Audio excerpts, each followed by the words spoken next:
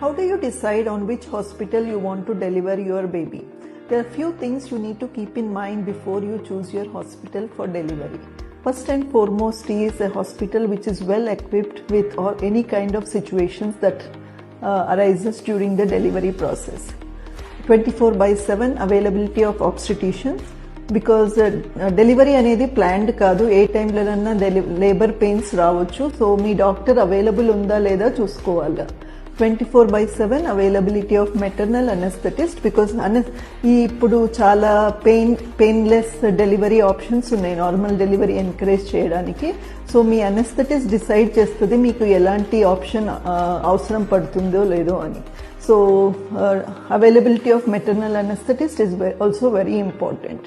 24/7 availability of midwifery, because midwives అనేవాళ్ళు మీ labour process అంతా monitor చేస్తారు. సో వాళ్ళు హాస్పిటల్లో ఉండడం చాలా important.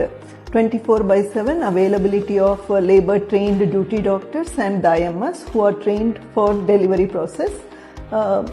24/7 availability of scan facility and other equipment which are required to monitor uterine contractions and fetal heart rate monitoring. అలాగే medical ICU attached ఉందో లేదో కూడా చూసుకోవాలి. ఎందుకంటే ప్రెగ్నెన్సీతో హై బ్లడ్ ప్రెషర్, సీజర్ డిజార్డర్స్తో కొంతమంది విమెన్ ఉంటారు. వాళ్ళకి any time during delivery or after delivery any kind of ICU requirement ఉంటే అది హాస్పిటల్లో ఉంటే చాలా మంచిది.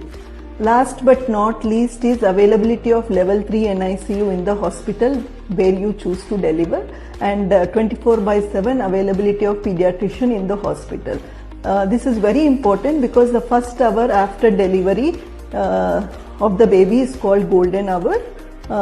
పుట్టిన వెంటనే బేబీకి ఏమైనా ఇన్సల్ట్ జరిగిందంటే అది లైఫ్ లాంగ్ కాంప్లికేషన్ లాగా అయిపోతుంది. So 24/7 availability of paediatrician and level 3 NICU ఉందో లేదో చూసుకోవడం చాలా ఇంపార్టెంట్. Thank you.